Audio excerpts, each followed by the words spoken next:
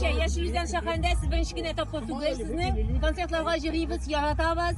Yashiluzan turida, Yashiluzan kishilari turida. Nidida o'zgachalikli kishilar bormi? O'zgachalikli priroda deb aytaymisan. Albatta, mening yaratgan tomoshabinlarimga Yashiluzanda niye işi? Çünkü alar nididir satılık var, alar şimdi teki hatta vazirlarında tanıyorlar, şöyle fakirte şairlerinde.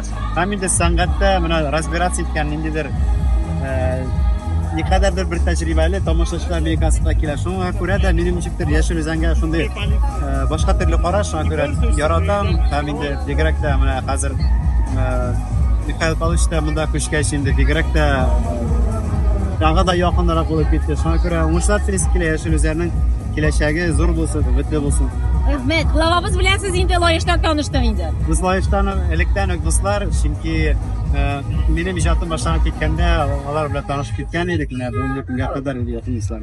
Rahmat.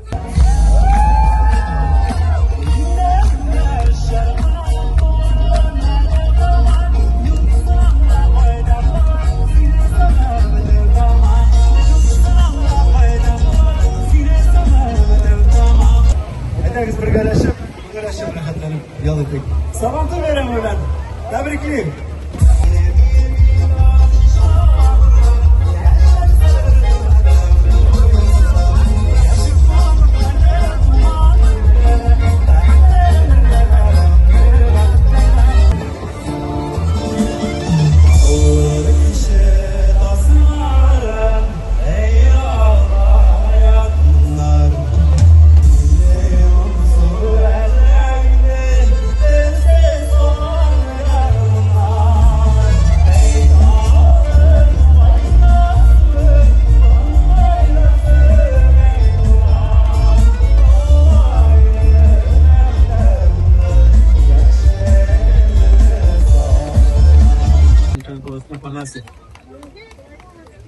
Alkışlarınızla. Дорогие ягодцы, дорогие гости нашего праздника, дорогой Ришат и Божий Бог Ришат Тухватуллина. Большое спасибо за то, что сегодня вы с нами.